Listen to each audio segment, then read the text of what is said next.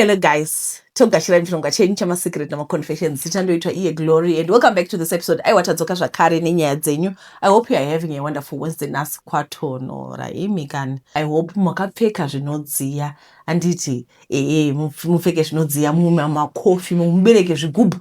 Ndakatobata chigubhu kudai because matonhora chakuri kuita. Right guys, tisati tatanga kupinda munyaya dzedu, ndanga ndida kungotsvaka, ndanga kungoti ndiri kutsvaka munhu ari kuIndia. Anditika ndoda munhu ari kuIndia, munhu anomboshipa zvinhu to Africa, especially to South Africa. I need somebody to buy me a camera in India. Ndoona kuti ndiko kwadzakati chipei. Anditika saka please inbox me kana kuri kuti uri kuIndia. Right, regai tipinde munyaya dzedu. Nyaya yekutanga, vatete, ndinorerura kunoromba panyika yekumbotongwa namashero. Ndinoreva uko kunotaura chiPutukezi kumusha mukuru weurombwa. Hazvina kumbonditorera nguva kuita figure out kuti ini zvekuti ndichashanda ndigowana pension sedzimwe shasha muno muZimbabwe zvainge zvaramba. Zviya zvekunzi life begins at 40 kunyeberana kuya tete inoita bigini ndokunge zvinhu zvako zvakarongeka. Tosvika imwe stage yekugara pasi wotora ledger riya reku-accounts wobvunza kuti asi chakanakira upenyu hwangu chii. Kunamata tainge tamboedza chose, asi taisangana nemaprosperity theologians anokuudza kuti Mwari hadi munhu anotambura. To be poor is a curse. Vatete vanobva vaisa rimwe gwaro rokuti a human is supposed to have dominion over all things on earth. Ndondon wotoona kuti chakanakira chimwe pano hapana. Vamwe ndivo vanenge vachitona senge tisiri serious nelife. Vatete ndaitozama asi zvinhu zvangu zvaisabatana. Apa unenge wakatodlawo mabhisi vana vevamwe uchishanda nesimba asi zvinhu zvacho zvokubvunza kuti wakaronga nani. So pandakaita fungira mumwoyo, vatete, ndichienda kuMozambique ndaitoziva kuti uku kwaiva kunoromba. Chandainge ndisingazivi kuti ndichanoromba nei, sezvo ndainge ndakanzwa nerunyerekupe kuti uko kuMozambique kunoromba kunenge kune machoice associate. Unononga zvawada tinokutendai neinformation ndaizonozvionera paMinosopoli. Zvagara bhuru rinorwa rinoonekwa namavanga, iwo makunguwo zvakatya akafa mangani. Ndinuyo tande nenzira. Mbuya vangu vaigara vachindiudza kuti munhu ane muromo harasiki. So ndakasvika vatete ndichivhunza ndikarayirwa pane imwe n'anga vatete yainge ine ndebvu upepe zvekuti ndega ndakatanga kufunga kuti asi yainge yakarombera ndebvu kai. Woti zvebeard gang izvi zvinoda une zvikwanisiro. Ndava kana usina unoita kunge mbudzi hono yakarohwa nemanyoka. Ndakagara mazuva 2 akakwana ndichibikwa vatete. Kana nchiti kubikwa ndirevi in the literal sense yekubikwa kunge mutakura, asi ndinoreva kuti ndaigadzirwa nemishonga yaiti iri strong. Ndatarisira kusangana nenyoka kana makonzo even zvindofa, asi kubva zvandakasvika pamba pen'anga iyi vatete ndakasangana none of them. Kuti ndainge ndaita mistake here, kuti ndakarasika, no man, it can't be.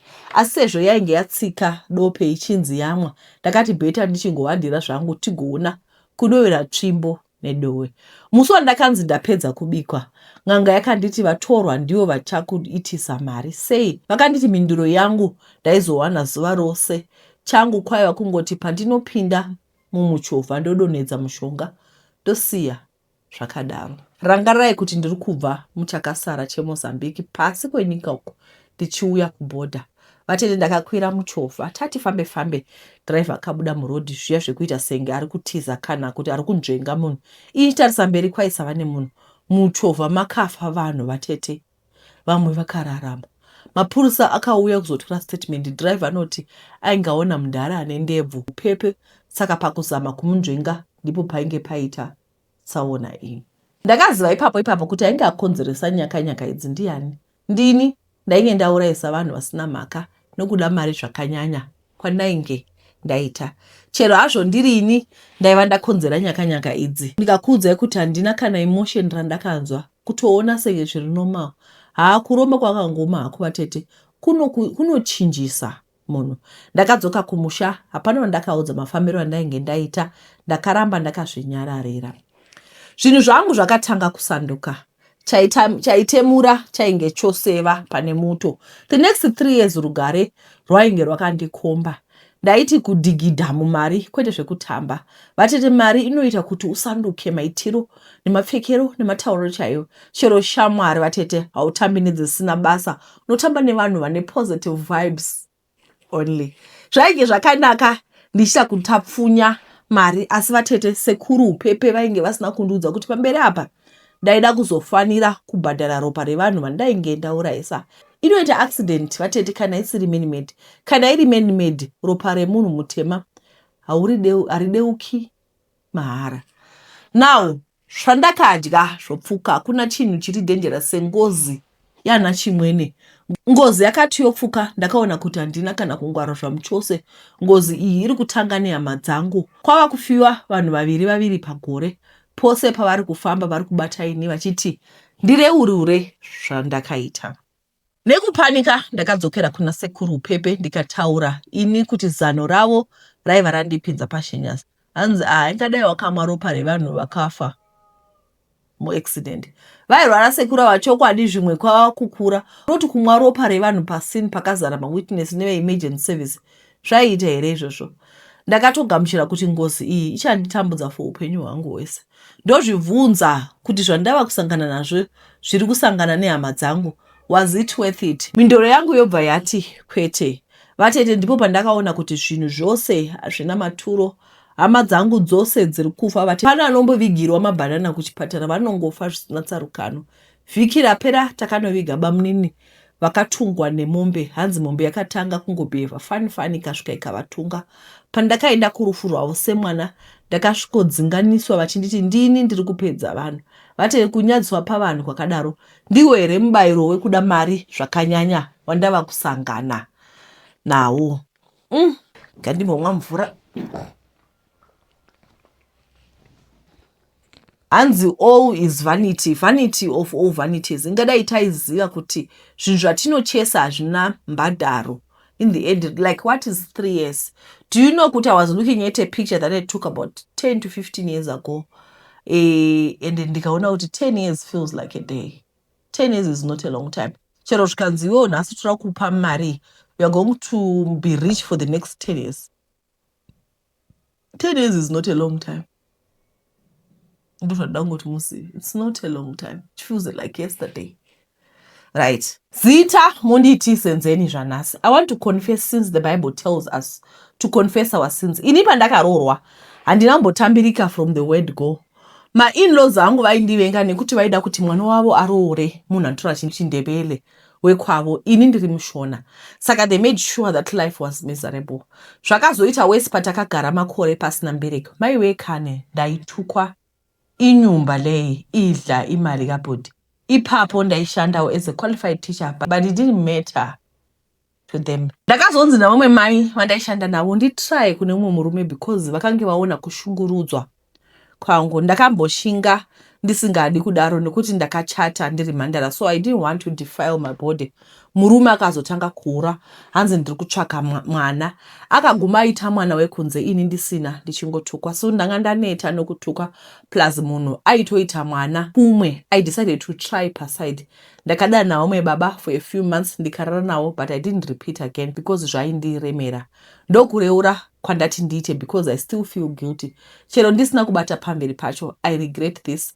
I think I became too desperate. I hope God forgives me. Years later takazoenda kuma medicals zvikanzi inini nothing is wrong with me, asi murume ane low sperm count. Ndakati aite ma-DNA nemwana waakanoita, but he is reluctant. Ndangoti ndiyambire vamwe kuti please regai kutambudza varoora about mbereko nokuti mozounzirwa vana vasiri venyu. Thanks for the work you do, Tete. God bless you. Please let me know kana mapost. This is very painful, guys. Muri kuona kuti I was watching this other video, this other couple yaitaura the pain of not having a baby. And the people around us, they talk. Pane vanotaura vane intention yekukugwadzisa, yekukudai anditka. Then pane vanotaura innocently asi vasingazivi kuti chagara chironda chiripo. Handiti manzwa kuti chi kwai inyumba leyi idla imali kabhoti wecho. Kanti vele kumele adle imali kabani? Ayi guys, ngiyacela nje lintshela. Kumele adle imali kabani because this man is the husband. It's her husband. Let's remember, kana munhu aroora, mukomana akaroora, handiti anoti kwai ini ndakuroora, konzi uroora kuti uratidze kuti unogona kuchengeta munhu. Munhu obvisa kamari kuratidza kuti ndiye baba, handiti. Saka kana achidla mari yemurume wake dambudziko, anofanira kudla yani. Ngatipagadzirise ipapo. Even ivo vanyora kuti even though I was a teacher. No, even though you were a teacher, you were supposed to eat your husband's money. Ndopekutanga ipapo. Ngatiregei kuda kutaurisa tichitaura zvinhu zvatete tisingasi. Now, taenda pane H2 pakuti vanhu vakazonoita matest years later vakaona kuti murume ndiye ane low sperm count. Meaning to say, even DNA, murume ari kuhla kunoita DNA because mwana wari kuti ndewake, hasi wake. Now, tadzoka zvepanyaya yekuti kubasa uyu okay workmate yakazoona kuti iwe wanyeyo tambura iwe uri kushungurudzwa nenyaya yekutsvaga mwana saka endawo panze. Munoona marriage yakadaro, marriage yagara iri kutosheka ende mukadzi akati aiwa inini ndakarohwa ndiri virgin, I'm not going to defile myself. Wapushwa kusvika waita give in, then you defile yourself. After defiling yourself you realize kuti you are not even the wrong one. Zvinhu zvinorwadza, right? Saka Heidi, I'm sorry for what you went through, and I know kuti God, like you said, God will forgive you. Alright, pane nyaya ndareceiva kuemail yatumirwa nemunhu ane 13 years.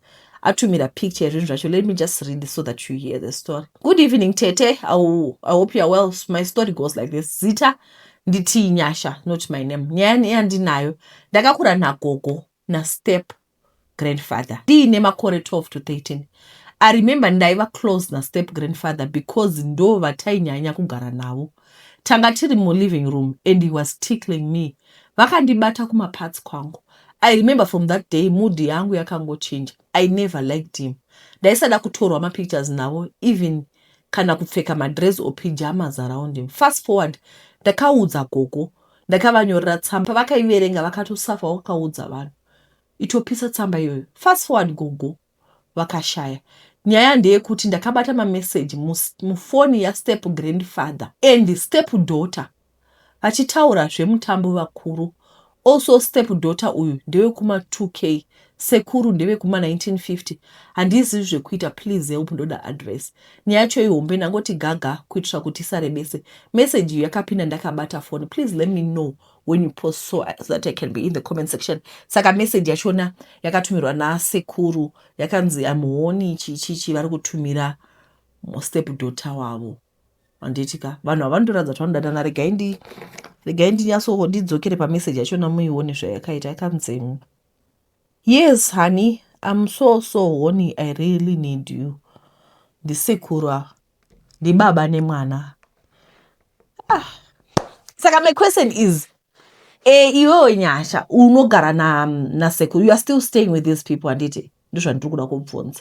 Na step daughter. Saka mwana wagogo vaNyasha anditika step daughter. Saka vanhu vakutodanana basically, step father na step daughter vakutodanana. Murume weyitori pervert. He is a pervert because vakatanga na Heidi vachimubata bata. Anditi ndokubva mwana audza gogo vakatosafoka zvitaura. Vakadzi hai hatichinjei unhu wedu madhodha. We need to create an awareness. Kana mwana akauya akati sekuru kuti murume wako andidai, guys, regai kuti kwai hazvitaurwe. I've seen so many people vanenge vachiti ndakanzi hazvitaurwe. Ngazvinyarara because this is incest. Zviri kuitika mumba, but munhu ipervert. Handizivi kuti advice yamungapa mwana ndeyekuti kudii.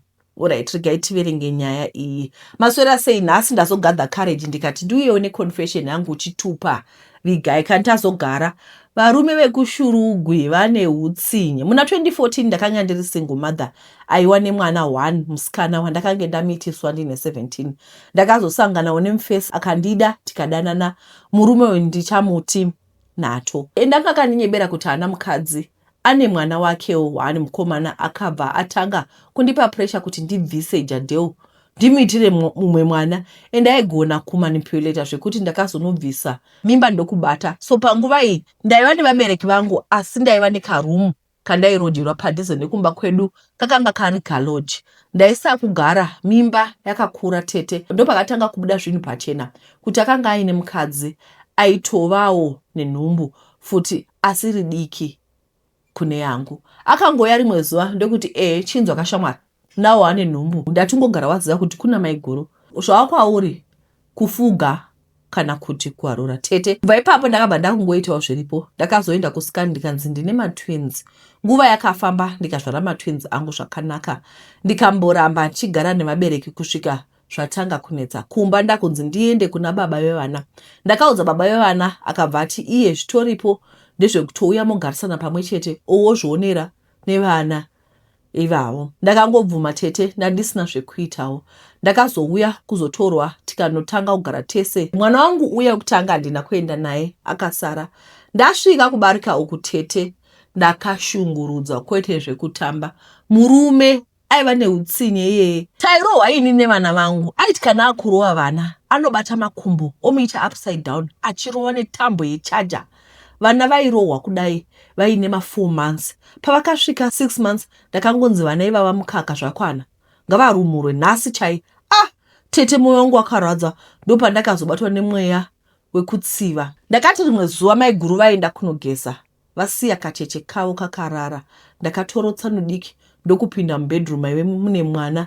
Ndobva ndasimudza hembe yemwana ndikamubayira tsono iya pachest panosangana mbabvu apa kusvika yanyura muganda yese. Mwana akachema tete. Mai vake vakazouya ndichinyepera kumunyereredza. Vakatora mwana wavo. Usiku uyu mwana iyeye aingochema. Ndakarwadziwa ndakunzwa tsitsi nekurigreta zvandainge ndaita. Handina kuzomboita mazuva ndiri pamba. Ndakabva ndapfeka twangu ndikadzokera kumba kwedu. Ndakazonzwa kuti maiguru vakasara vakatorawo twavo vakaenda. After some years ndakasangana naGules mutown vachitenga mauniforms ekuchikoro. Mwana uya wandakaisa tsono vaitova naye. Ndakambofunga kureurura asi ndakatya. Ndikati izvi ndichafa nazvo asi nhasi ndati ndiuye pano ndireurure nyaya chivi chandakaita kumwana asina chaanoziva mufunge ndichiti Mwari ndiregerereiwo. Ko maiguru vavatadzeiwo nai veduwe. Ndazosirira izvozvi ndakazoroorwa ndikazvara umwe mwana ndigere zvakanaka hangu ende ndinotenda Mwari vakandipa murume akandida nevana vangu. Haidi.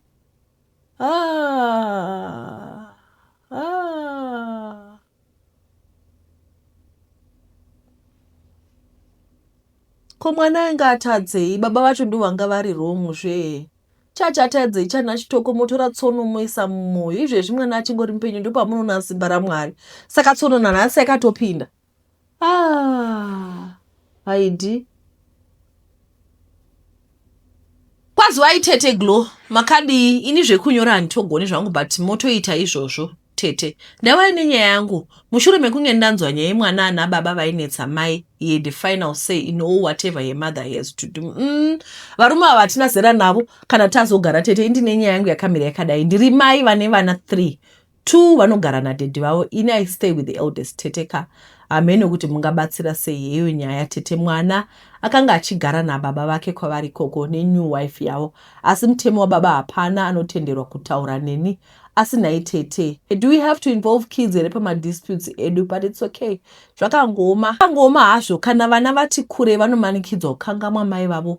Wonzi ava ndoma chaivo kubvira new wife yadhedhi. Zvino tete mwana wangu akatyora mutemo. Akanitsvaka mumasasa yakati kuuya. Ndakafara. Ko ndaizive kuti mwana achapinda busy. Ndakazongoona rimwe zuva mwana kuti ndabatwa kuti ndakatyora mutemo so mutengo wangu uri munzira. Tsamba ino yandiri kunyora yemama ndo ichava yekupedzisira. I love you, I will never forget you. Nguva yakafamba tete. Ndakazotambira voice note nenhamba kwasadza kunovhura kudai aikaka zvaari mwana wangu.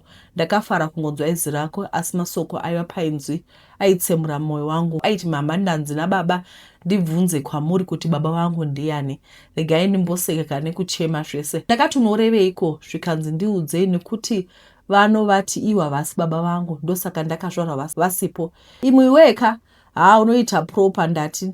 Ndakati pada tete mwana akazoisa zveimwe voice note akati kwanza baba ndisarudze kuti ndoda kugara kuno kwaBushi here vachindiendesa kuchikoro chekuno icho chinofambiwa mamaira kana kuti ndouya kwamuri ikoko. It's official that is not my father. You must show me who is my real father. Mama, I want to come and stay with you.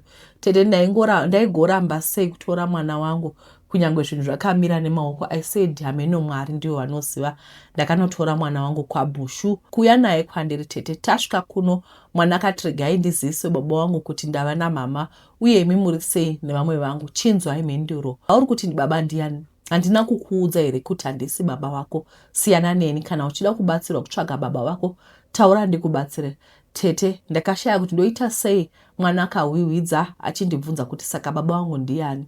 Tete ka, Mwari ngaandirangarirewo pamwana wechokwadi zvakaoma. Kubva ipapo mwana haana kuzombotaura nababa wake. Ukatomubvunza anoti ina handina baba. Tete, mwana wangu anga ane vhisa renyika ina baba vake. Zvino ndoitawo sei kuti status yake yekunyika iyoyo isazoitwa denounce? Ndambozama maembassy asi hapana zvabatsira tete. Can your team of people help kana zvichiita? Not for me but for my child tete. Vamwe vana vangu handitotauri navo, handitovatsvaka. I believe it's all because they know the consequences. Ndototyawo kuti ndivatsvake ndozovakanganisira upenyu hwavo vakazochema neni. Asi umwe mwoyo unorwadzwa kuti vanotiwo mai vedu havatidi. Sei vasingatitsvake? Ko ndikavatsvaka vakadzoswa zvozodii veduwe? Takatakura kurema kana mazogara sori nekurebesa apa zvaitwa mix masala. Hey, madzimai takatakura kurema. Murume uyu, which country is this? Panoda ma-social workers apa because ndikuona kuti anenge ari kunyika dzakabudirira.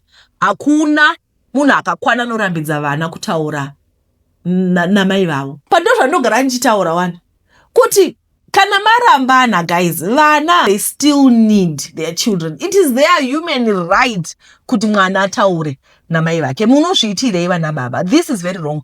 And maona chinhu one, pane kamwe ka bitterness. This man is bitter. I picked up bitterness.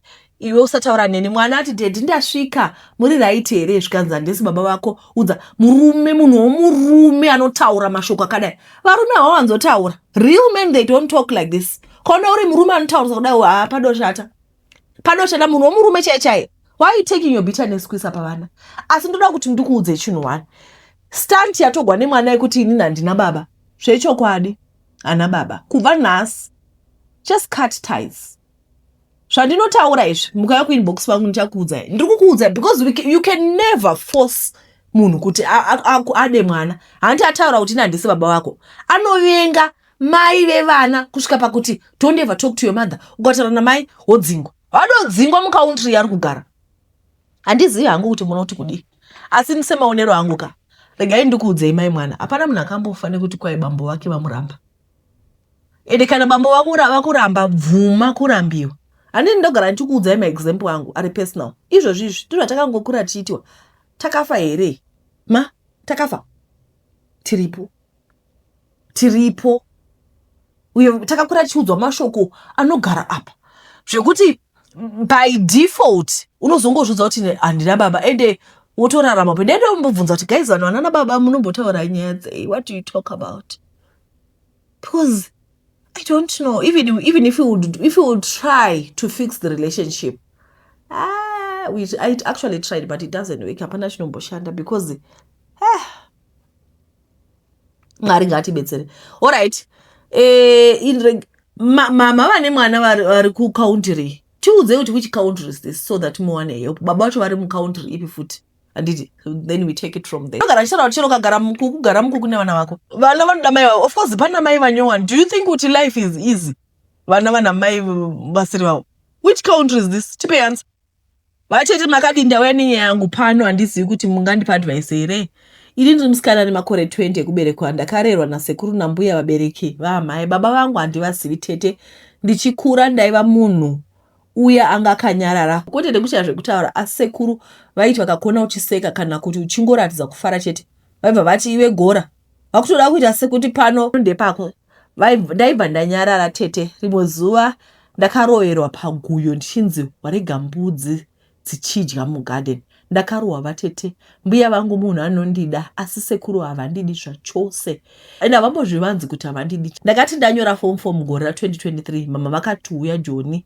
Vatete ndakaenda asi kumba ndanga ndine murume wemunhu wandaida naye. Vatete munongoziva varume vane mari vanospoila. Vatete ndakati ndiri kuJoni murume uya akati dzoka kuZimbabwe. Ndakaenda vatete izvozvi ndiri kuno kuZimbabwe asi murume uya haachatauri neni. ane time akangonyarara apa kuzondinyepera vatete hanzi dakuroora kukuita second wife. Asi aiti tikakonana oti ita move on sha. Ndongonyenga ende ndongodiwa futi. Vatete murume ambai muda kunamata ndinonamata. Ndorota achindiramba. Apa nao ndingoripo pamba paya. Pandisingadiwi nasekuru. Ndingaitawo sei vatete ndodzokerere Joni kwandakatiza mai apa chinyanya kundirwadza kutukwa kunzi gora. Mashoko iwo anondirwadza apa mai vangu havasi munhu akajairika. Vatete ndoita sei apa nao sekuru vakuti ndoda kuenda kupolisi usadzoka pano piwe piso order pano unozodzoka kana wawana murume anoda kukuroora kana mazoposta mondizivisawo. People are suffering panzapa. People are bitter. People are suffering. Hate. People are hating people. They are bleeding on the wrong people. Right. She said she's 20. Mwana mdiko. Kuna sekuru. Iwa wakakanganisa pa wakanzidzoka netiboi na wamu sugar daddy. Sugar daddy wakati dzoka. No sugar daddy wakati anicha kudi. Iwe shamari. Move on. You know. Murume wewe kuti. Kwa kada unyenga nongonyeka. Because you are 20. You've got a brighter future ahead. You cannot allow murume akaroora nemukadzi wake akatori nema-commitments kuti akuruwinire life yako. Anditika. Namba ipapo ndoda kuti upagadzirise. Leave this guy. If possible kuti udzoke kuna mama unogona kudzoka kuna mama wotsvaka zvekuita. Anditi. Because kuna sekuru unotovaudza mama kuti sekuru ndozvauri. Chero vari munhu asina kujairika vaudza kuti sekuru vanditi ndibve pano saka ndichazondiite sei. Right.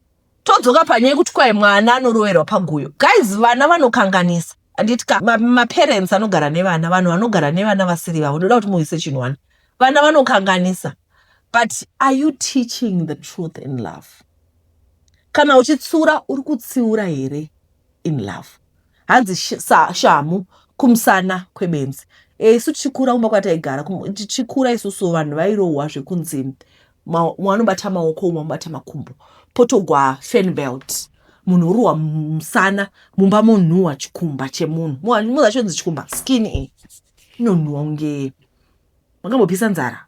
Something like that. Is this love? You guys, you are so bitter say that munotora mabitterness enyu ose nemaproblems ese muchiwaisa pavana. Kana uchitora mwana uchimurovera paguyo. Do you know guyo? Dombo ratinokwira dori. Chirovera mwana ipapo ko wakafa. What do you benefit pakurova mwana senyoke apinda mumba? Guys, ndoza kuti vazhinji venyu makaenda kuhondo makavhiringidzwa navarungu pa colonization kauti no apartheid ameno. Say that you are so bitter. No, I want you to know one thing. Those are right feelings, right emotions, but you are putting them on the wrong people. Kana makatsamwa zvamakaitwa kuhondo idzokerai ameno titsvakai vanhu venyu vesaizi venyu mugwe nevanhu venyu zvamakaitwa nevarungu kauti nevanhu vekuhondo I don't even know kauti nemaganda. Why are you angry?